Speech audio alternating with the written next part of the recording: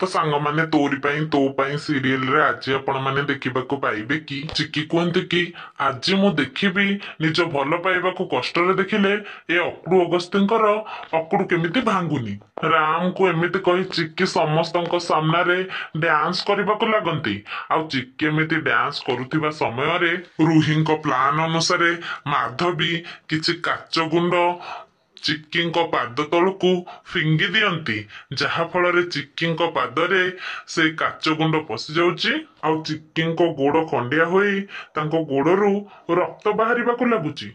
ଆଉ ଏସବୁକୁ ଦେଖି ରାମ ଯେତେବେଳେ ଚିକ୍कीଙ୍କ ପାଖକୁ ଯିବାକୁ ବାହାରନ୍ତି ସେତେବେଳେ ଏପଟୁ ରୁହି ରାମଙ୍କ ହାତକୁ ଧରି ନିଅନ୍ତି। ଆଉ ରୁହି ରାମଙ୍କ ହାତକୁ ଧରିଲେ ମଧ୍ୟ ରାମ ଚିକ୍कीଙ୍କର କଷ୍ଟ ଦେଖି ସହି ନ ପାରି ସାଙ୍ଗେ ସାଙ୍ଗେ ଚିକ୍कीଙ୍କ ପାଦ ତଳେ ଯାଇ ନିଜ ହାତ ରଖି ଦିଅନ୍ତି।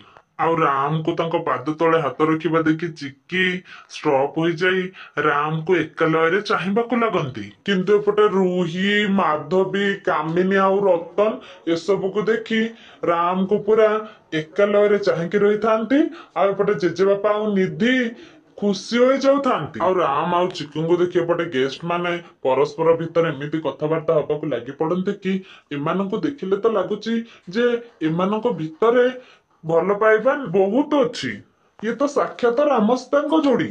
ହଁ, ରାମ ଛଡା ଚିକ୍की ପାଇଁ କେହି ଭଲ ସାଥୀ ମିଳିବେନି। ହେଲେ କେଜାଣି କାହିଁକି କାମିନୀ ଦେବୀ ଚିକ୍की ଉପରେ ଖାଲି ରାଗୁଛନ୍ତି। କାମିନୀ ଦେବୀଙ୍କୁ ଏଭଳି ଅନ୍ୟାୟ କରିବା କଥା ନୁହଁ। ଗେଷ୍ଟ ମାନଙ୍କ କଥା ଶୁଣି ସମସ୍ତେ ତାଙ୍କ ଆଡକୁ ଏକାଲୟରେ ଚାହିଁଥାନ୍ତି ତ ଏପଟେ କାମିନୀ ଗେଷ୍ଟ ମାନଙ୍କ କଥା ଶୁଣି ତାଙ୍କୁ ଖାଲି ରାଗିକି ଅନଉଥାନ୍ତି। ପୁଣି ଗେଷ୍ଟ ମାନେ କୁହନ୍ତି କି ଜଣେ ସ୍ତ୍ରୀ ପାଇଁ ଆମ ଚ୍ୟାନେଲଟିକୁ ସବସ୍କ୍ରାଇବ କରନ୍ତୁ ଏବଂ ପାଖରେ ଥିବା ବେଲ୍ ଆଇକନକୁ ଦବାଇ। ସ୍ତ୍ରୀ ଥାଉ ଥାଉ ଆଉ ଜଣେ ରାମର ବାହାଘର ପୁଣି ସିଏ ସହିତ।